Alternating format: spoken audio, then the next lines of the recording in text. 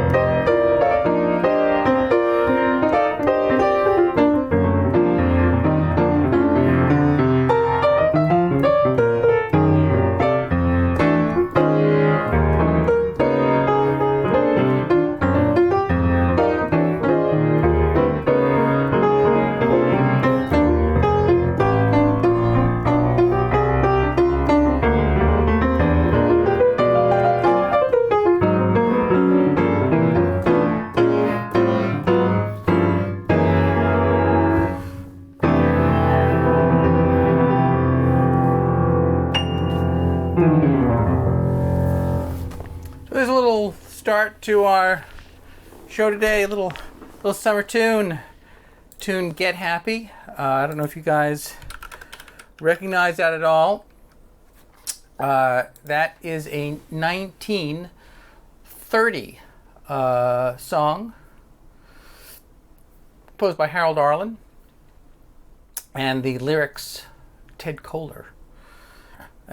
Excuse me. And I might talk a little bit about what I was doing there possibly, but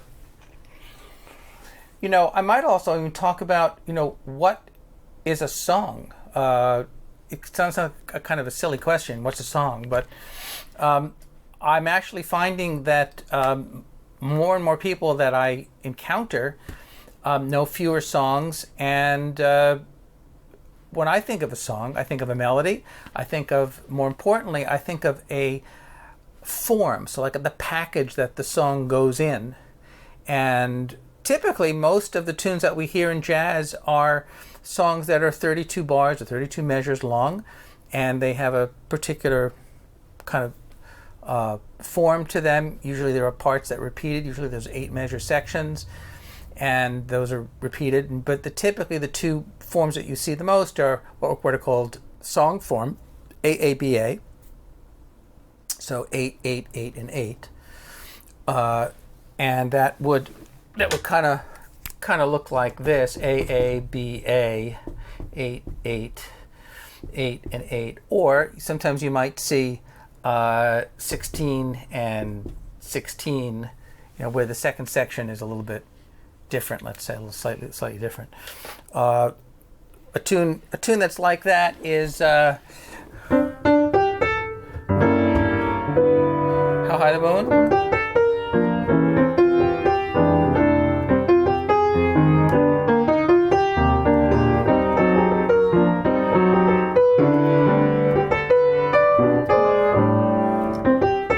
So first bar, 1, 2, 3, 4. Second bar, da da da. Third bar, fourth bar, fifth bar, da. Sixth bar, 2, da da. Seventh bar, eighth bar, 9, 4, 10, 11, 12, 13.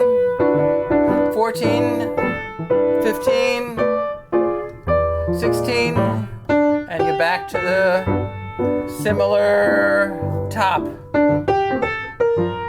a little bit of a repeated section, and I'm deliberately playing in quarter notes so you can kind of hear the beat clearer.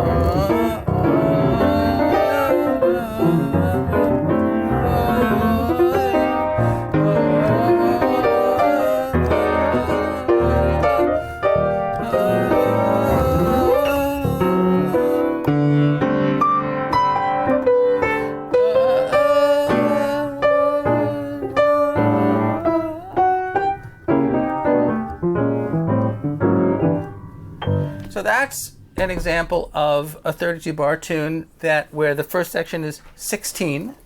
So let's just say that's How High the Moon.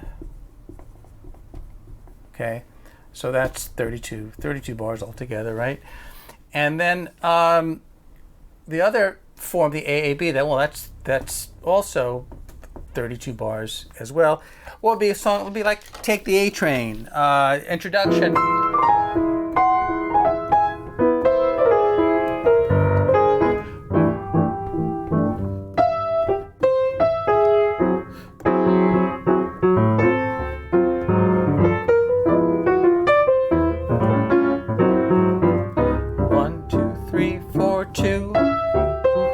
Third bar, fourth bar, fifth bar, sixth.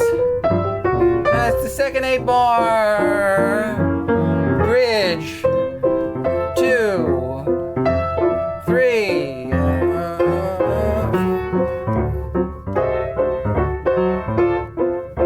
Back to the top and 1, 2, 3, 4, 5, 6, 7, and that's the last 8 bars.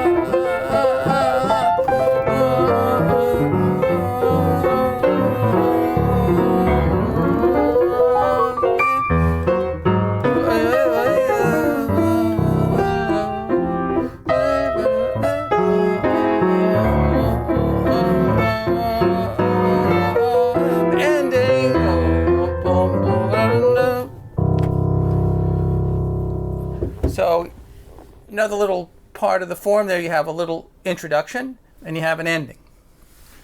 And the introduction says like 4 bars, 1, 2, 3. So 4-bar introduction, dee da do da do da do da. 2-bar little thing there, that's actually kind of a coda that's built into the song. But that's what a song is. It's, when I think of a song, there's a lot of music out there, but to me the song has to kind of tell a story. And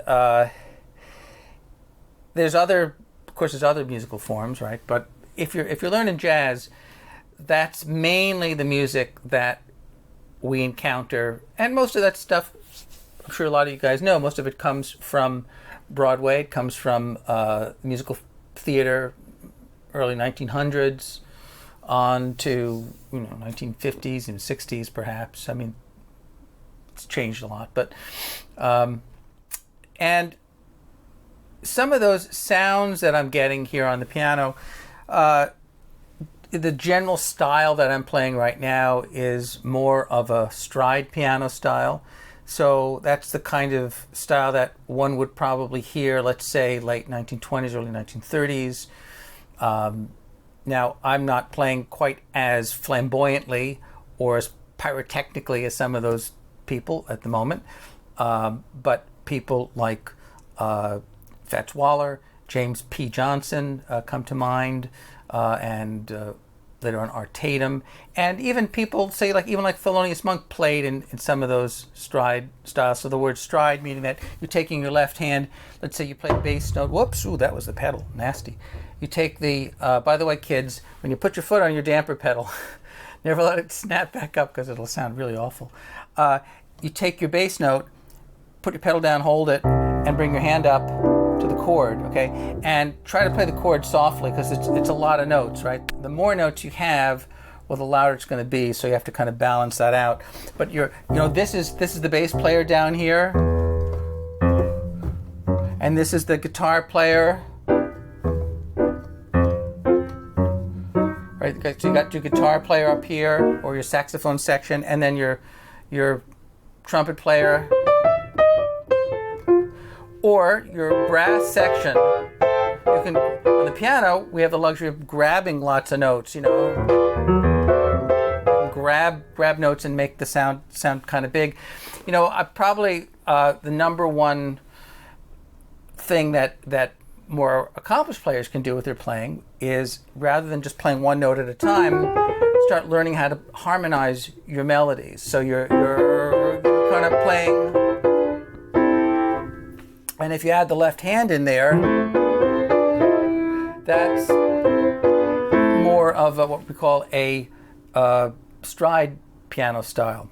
No, not stride pianos, I'm sorry. A block chord, locked hand style, kind of like George Shearing. And there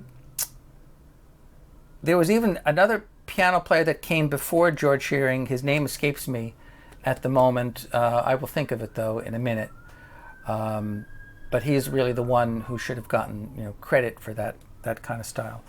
So, and also, we talk a lot about scales and chords, but music's a little messier than that, really. And you can grab sounds and clusters of notes. You can kind of throw your hand on the piano, and it's a bit more like a sport, like a basketball game. It's a bit messier than that sometimes, and that kind of makes the music sound a little more colorful and a little bit more interesting, and playing and kind of playing in the cracks there. Trying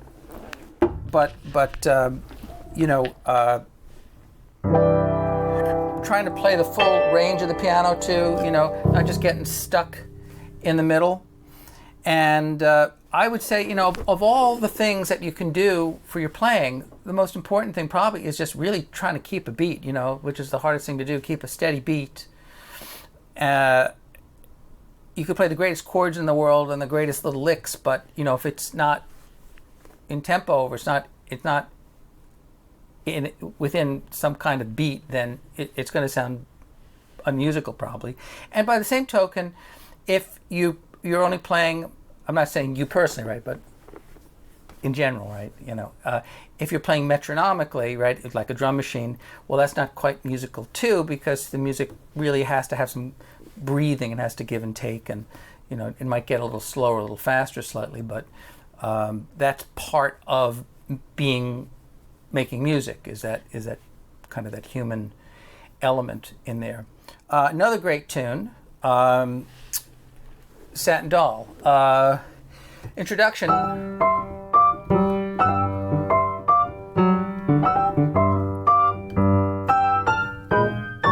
Cigarette holder.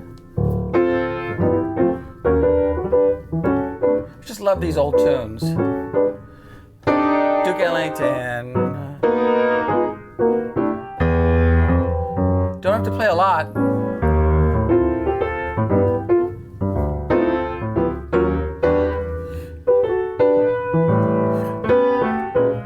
A minor 7 flat 5.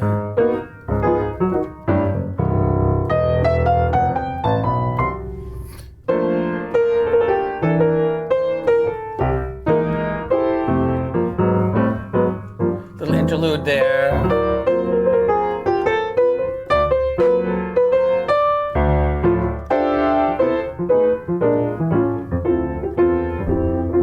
Walking bass. It's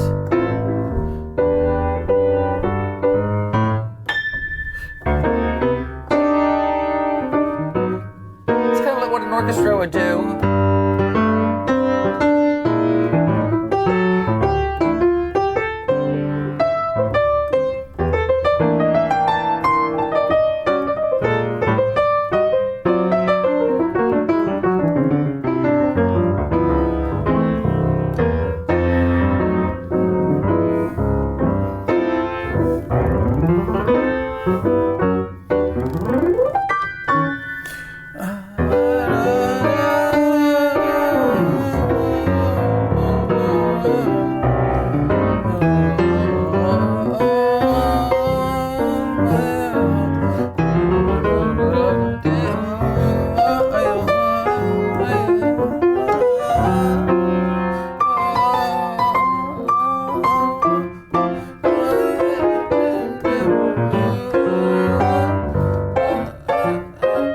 Stay close to the melody.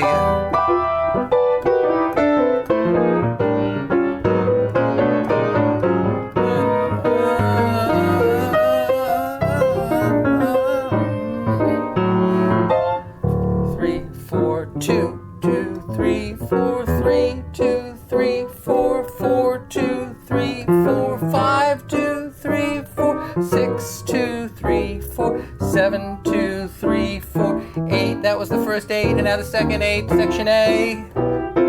2, 2, 3, 4, 3, 2, 3, 4, 4, 2, 3, 4, 5, 2, 3, 4, 6, 2, 3, 4, 7, 2, 3, 4, 8, 2. Section B. 1, 2, 3, 4, 2, 2, 3, 4, 3, 2, 3, 4, 4, 2, 3, 4, 5, 2, 3, 4, 6, 2, 3, 4, 7, 2, 3, 8. End at the B and back to the A. 2, 3, 4, 5, 6, 7, 8. So 32 bars again. There's your ending. Oh, and the ending actually is.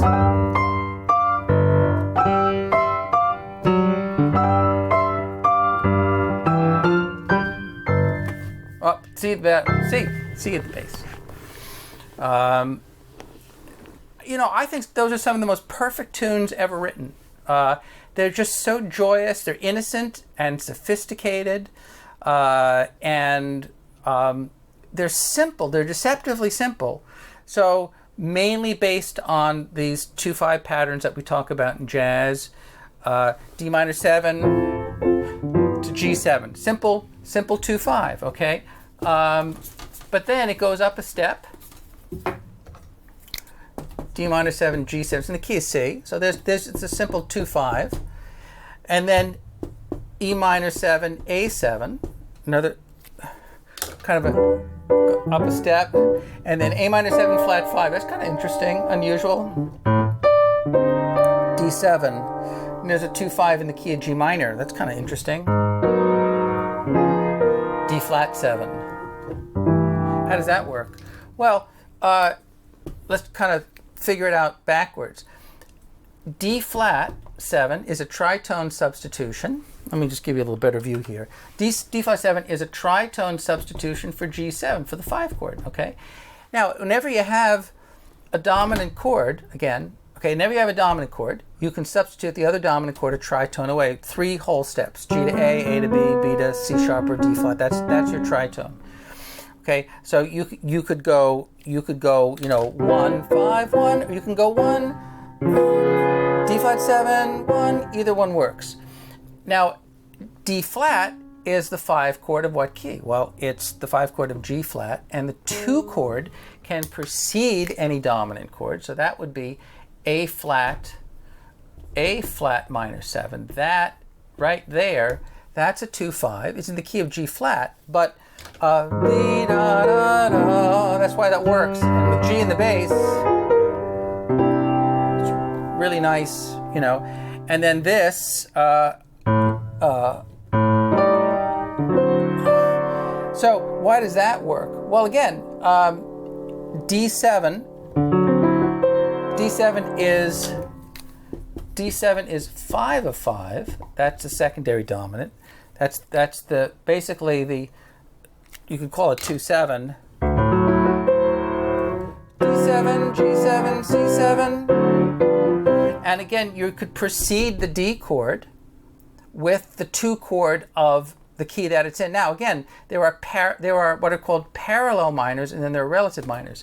So the parallel minor is the same tonic. So in other words, the parallel minor, this 2-5 is in the key of G flat, 2, 5, 1, G flat major, or the parallel minor is G flat minor. However, the 2 chord in the minor key is different because the notes in the scale are different. So the note is minor 7 flat 5. It's not minor 7, and that's a really important concept to understand. So D7 is the 5 chord of G and G major or G minor. It's the same in both major and minor keys.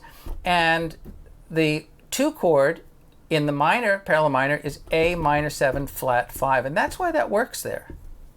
That confuses, that minor 7 flat 5 chord kind of confuses a lot of people. They're like, what's that doing there?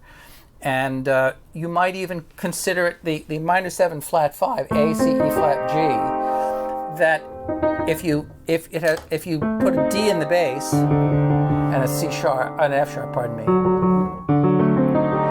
it almost transforms to the D chord, but it has that flat 9, the flat 5, which is the E flat, becomes the flat 9. So it's a bit of semantics, but that's how that.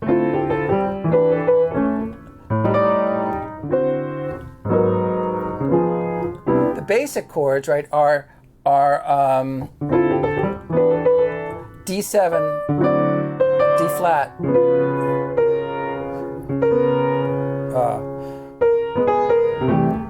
Those are the basic chords. You could actually cut out the A flat, and you could cut out the A minor 7 flat 5. It would still sort of work. But that's how they got them. Then the bridge, the section B, that's 2, 5, 1, and F. Why F? Well, because we're in the key of C, and F is a common key to modulate to. The whole point of music is to modulate, to change keys. So you're going up a fourth to F, super common modulation. And then 2,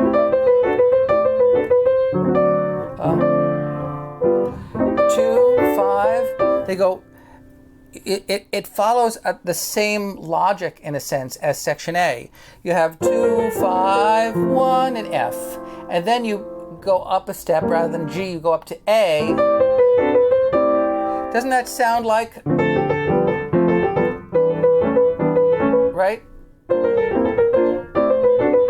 right? I mean, you could do this all day long until you do this chord, my D minor, G. I mean, that's composition. You know, you take a kernel of an idea, right, and you develop it, you exploit it. They're just two notes, right? And if you look at what he does, short, two short notes, a long note, short. Just the rhythm. It's the rhythm that distinguishes the note. Otherwise, it's just this. That's nothing, right? It's the rhythm, and then two notes up here. That's nothing, right? But the way they play them, one and on the and of one on the syncopation, 1 and 2 and 3, 1 and. But it's that's the whole tune. Isn't that crazy? AGA, BAB, DCD, B flat, A flat. Now, if you're going to improvise, I mean, that would be a good thing to use as a thematic device, right? You're